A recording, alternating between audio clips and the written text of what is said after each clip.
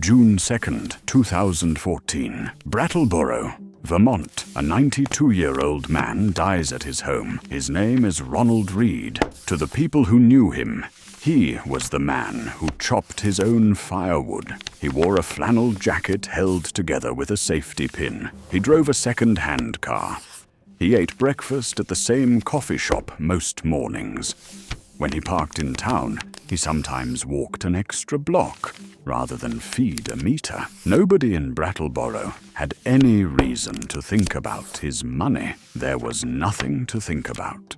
Read was born in 1921 in Dummerston, a small farming town just north of Brattleboro. Money was tight in the way it was tight for most rural Vermont families in the 1920s. He attended Brattleboro High School. The distance from home was about 4 miles. He walked it, or he hitchhiked. He graduated in 1940. He was the first person in his family to finish high school. Then the war came. Read was drafted into the United States Army. He served in North Africa, in Italy, and in the Pacific. He came home in 1945. Back in Vermont, he took a job at a service station on Canal Street. He pumped gas. He repaired cars. He worked there for roughly 25 years. For part of that time, the station was owned by his brother. When the service station work ended, he found another job. He became a janitor at the JCPenney store in Brattleboro. He swept the floors. He cleaned the bathrooms. He did that for about 17 years. He retired in 1997 at the age of 76. Neither job paid well. Neither job came with a pension that would make a man rich. Nothing about the way he lived suggested otherwise. For most of his working life, his income would have sat near the American average, or below it. He never ran a business. He never held a senior position. On paper, he was an ordinary wage earner in a small town. He married a woman with 2 children and helped raise them. He outlived her. In his later years, he was known around town, mostly for 2 things. He read the newspaper at the coffee shop, and he kept cutting his own firewood. Well into his 80s, that is the entire public picture of Ronald Read. A quiet man, a modest house, a used car, a flannel jacket with a safety pin. Then he died, and the will was opened. The estate was worth close to $8 million.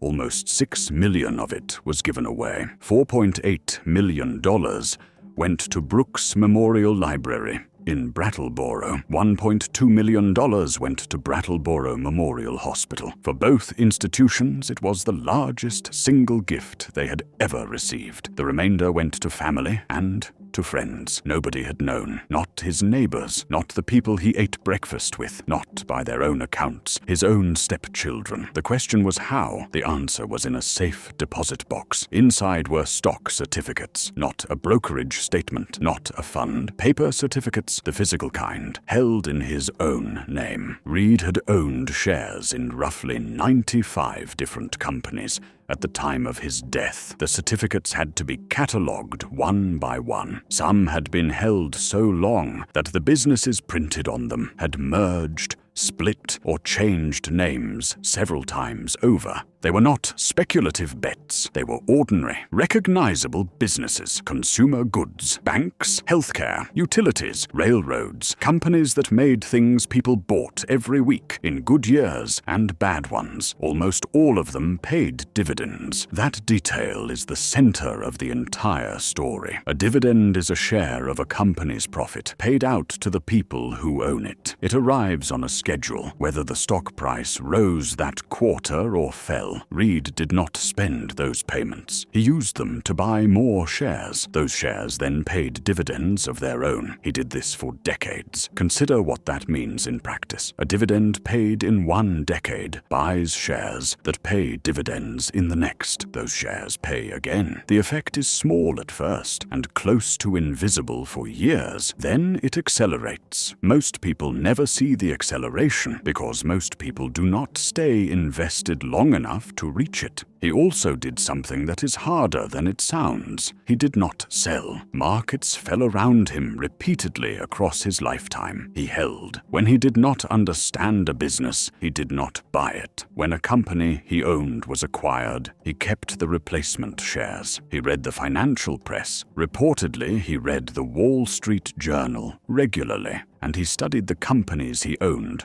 rather than chasing the ones he did not. There was no secret. There was no inheritance. There was no single lucky trade. There was a modest income, a very low cost of living, and an unusually long time horizon. That last part is the piece most people underestimate. Read was investing for something close to 65 years. Money that is left alone for that long behaves differently than money left alone for 5. The gains themselves begin to produce gains. Each decade does more work than the one before it. He never earned a large salary. He simply never interrupted the process. There is one more thing worth noticing about Ronald Read. He had no audience. He was not assembling a fortune in order to display one. He drove the used car because the used car worked. He kept the jacket because the jacket kept him warm. Vermont winters are long, and firewood, there is not a hobby. It is heating. The money was never meant to be seen, which is a large part of why it was left alone long enough to grow, and he never mentioned it. Not to his co-workers at the store, not to the men at the coffee shop, not to the people who saw him buying firewood supplies,